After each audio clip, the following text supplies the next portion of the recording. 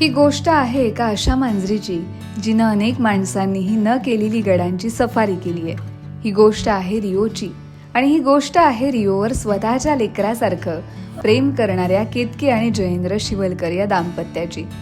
रत्नागिरी जिल्ह्यातील मिरागाव येथील केतकी सावंत भटकंतीची आवड असलेली, गडकिल्ल्यांवर जीवापाड प्रेम करणारी आणि त्याचबरोबर प्राण्यांना जीव लावणारी एक ॲनिमल रेस्क्युअर. 2 वर्षापूर्वी तिचा प्रेमविवाह जयेंद्र शिवलकर यांच्याशी झाला. लग्नानंतर अनेकांच्या आवडीनिवडी बदलतात, पण केतकीचं ट्रेकिंगवरचं प्रेम मात्र तसंच कायम राहिलं. विशेष म्हणजे या प्रवासात तिला नवऱ्याचीही तितकीच भक्कम साथ मिळाली. दोघेही सह्याद्रीत भटकू लागले. नवीन गड, नवीन वाटा, नवीन अनुभव. आयुष्य आनंदात सुरू होतं, पण त्याच वेळी त्यांनी एक वेगळा निर्णय घेतला. प्रेम देण्यासाठी माणसालाच जन्म द्यावा लागतो असं नसतं, हे त्यांनी कृतीतून दाखवून दिलं. त्यांनी ठरवलं एका निराधार जीवाला आपलंसं करायचं. आज अनेक जण महागड्या विदेशी जातीच्या मांजरी पाळतात, पण केतकी आणि जयेंद्र यांनी त्याऐवजी निवड केली एका साध्या गावठी मांजरीची आणि तिचं नाव ठेवलं रिओ. रिओ त्यांच्या घरी आला आणि काही दिवसांतच तो त्या घराचा सदस्य नाही तर मुलगाच झाला. त्याचं खाणं पिणं, लाड, काळजी, आरोग्य, अगदी प्रत्येक गोष्ट आपल्या लेकरासारखी जपली जाऊ लागली. मात्र एक प्रश्न होता, ट्रेकिंगचं काय? गडावर जाणं थांबवायचं की रिओला सोबत घ्यायचं? आणि त्यांनी निवडला तिसरा मार्ग, रिओलाही ट्रेकर बनवायचं. सुरुवातीला छोट्या भटकंतीनंतर मोठे गड आणि मग सुरू झाली रिओची गडसर. माझं नाव केतकी सावंत. माझ्याकडे एक छोटंसं मांजर आहे, त्याचं नाव रिओ आहे. आणि त्याची खास गोष्ट म्हणजे लहान वयात त्याने 15 गडकिल्ले एक्सप्लोर केलेले आहे. आणि त्याची दुसरी खास गोष्ट म्हणजे जसं आपण छत्रपती शिवाजी महाराज की जय बोलतो, तसा तो सुद्धा महाराजांचा जयघोष करतो.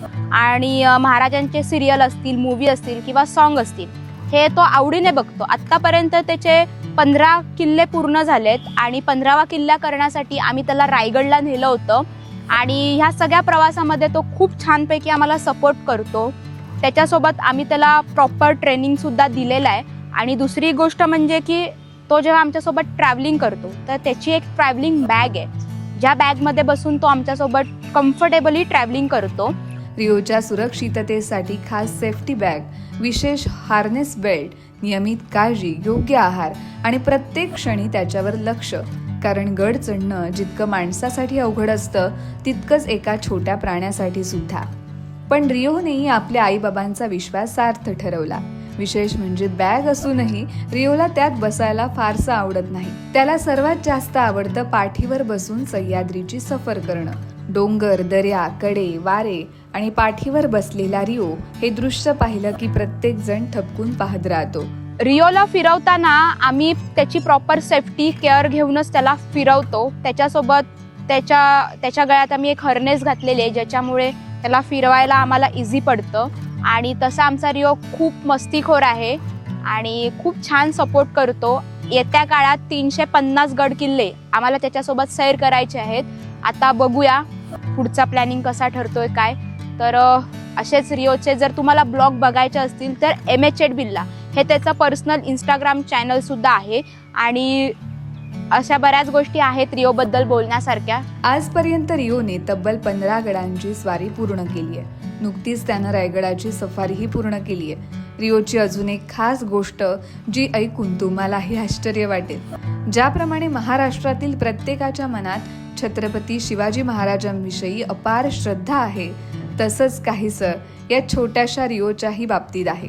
छत्रपती शिवाजी महाराज की असं म्हटलं की रिओ जय असा प्रतिसाद देतो.